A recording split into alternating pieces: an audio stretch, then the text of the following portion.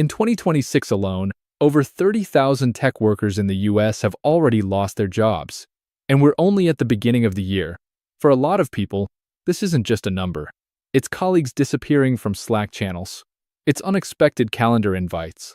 It's teams getting smaller without explanation. This isn't one company cutting costs. Amazon has already laid off around 16,000 people. Dell reduced its workforce by about 11,000. Atlassian cut roughly 10% of its staff. And Meta is reportedly considering cuts of up to 15,000 jobs. This is happening across the entire industry. And when you zoom out, over 127,000 tech jobs were cut in 2025. That creates a kind of background noise people start to live with. Not panic exactly, but uncertainty. A sense that things aren't as stable as they used to be. This isn't a one-time wave. It's a pattern. So if you think layoffs are slowing down, they're not. And even if you haven't been directly affected yet, it's getting harder to ignore the possibility. The real question is, what happens next?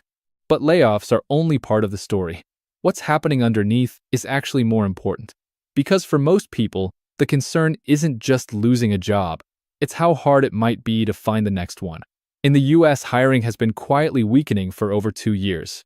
The number of job openings dropped to around 6.5 million in late 2025, the lowest level in 5 years. And even when openings tick up slightly, hiring itself remains slow and cautious. So companies aren't just laying people off. They're also hiring fewer people to replace them. That's where the pressure builds.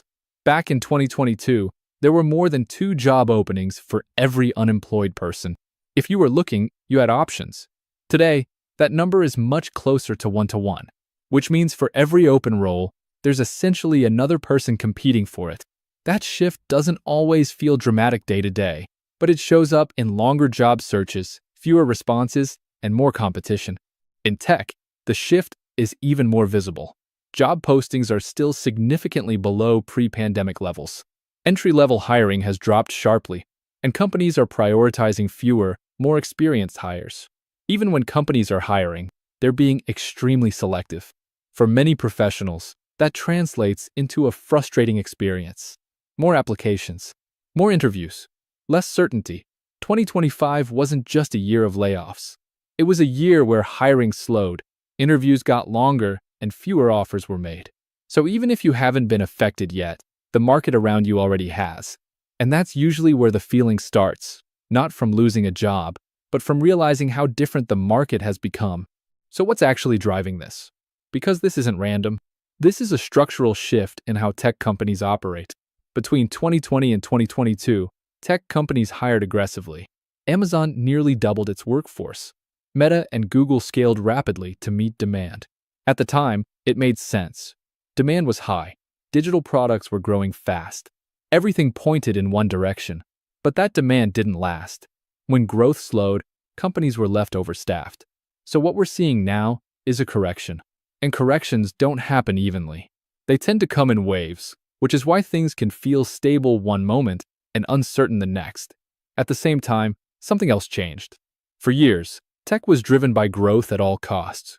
But when money became more expensive, companies had to shift toward profitability. Investors started demanding efficiency, stronger margins, more output with fewer resources. And the fastest way to cut costs is headcount.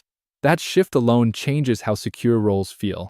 At the same time, AI is starting to change the equation, not by replacing entire jobs, but by reducing the amount of work needed to get results. Fewer junior roles, smaller teams, higher productivity expectations. So instead of hiring 10 people, companies are asking if they can do it with 6. And that question affects everyone, even those who are currently employed, because it changes how future hiring decisions are made. And there's one more shift most people miss. Companies are no longer just hiring general tech talent. They're hiring fewer people, but expecting them to understand specific industries. Software plus infrastructure, data plus real-world systems, cybersecurity plus critical networks. This is where the gap starts to appear, because most professionals were trained in one environment, but the demand is moving toward another. When you combine all of this, you don't just get layoffs. You get a completely different job market. And most people are still reacting to the old one, trying the same strategies, looking in the same places, expecting the same outcomes. but the rules have already changed. So at this point, most people can see something is off. Not necessarily in a dramatic way, but in small signals. Slower responses, more competition, less certainty about what comes next. But the way they're reacting is where the real problem starts. A lot of professionals still believe this is temporary, that things will go back to normal, that hiring will pick up again, and things will feel the way they used to. And that belief is understandable, because for years, the tech industry rewarded that mindset. But the data doesn't support it anymore. Hiring hasn't bounced back. Companies are still cutting costs. And the structure of jobs is already changing. This isn't a dip, it's a reset. And resets don't reverse overnight. The second reaction is more passive. I'll just wait. Things will stabilize. And on the surface, that feels reasonable. But what usually happens is different. By the time it feels urgent, you're already behind. Because while some people wait, others are already adjusting, exploring adjacent roles, understanding where demand is moving, quietly preparing for change. The third mistake is thinking, I just need more skills. So people start taking courses, adding certifications, trying to stay competitive. But more skills don't automatically make you safer. Relevant skills do. Skills that match where demand is actually going. Right now, the gap isn't as big as people think. It's usually one domain shift, one certification, one repositioning of your experience. But without direction, it's easy to invest time in the wrong things. The real misunderstanding is this. Most people are still thinking in terms of their current industry, their current role, their current path. But the market isn't organized that way anymore. Skills are moving across industries. Demand is shifting, and opportunities are showing up in places most people aren't even looking. So the issue isn't that opportunities don't exist. It's that most people are looking in the same place, while the market is quietly moving somewhere else. And if you follow where the demand is actually going, a very different picture starts to emerge. So if this isn't temporary, where is all of this actually going? Because jobs don't just disappear, they move. And that movement isn't always obvious at first. It happens gradually, until suddenly it feels like everything has shifted. The first change is already happening. Companies are hiring fewer people, but expecting more from each one. Not just technical execution, but understanding, context, the ability to connect systems, not just build them. That changes what being qualified actually means. It's no longer just about coding or tools or frameworks. It's about where those skills are applied. At the same time, demand isn't disappearing. It's shifting into industries that are still growing. Infrastructure, energy, manufacturing, critical systems. These sectors don't get as much attention. They're not discussed the same way as tech. They don't dominate headlines. But they are expanding, quietly, consistently. And for someone inside tech, that shift can feel invisible, because it's happening outside of their immediate environment. And here's the part most people miss. There's a growing mismatch. Companies in these industries need tech skills. They need people who understand systems, data, automation, security.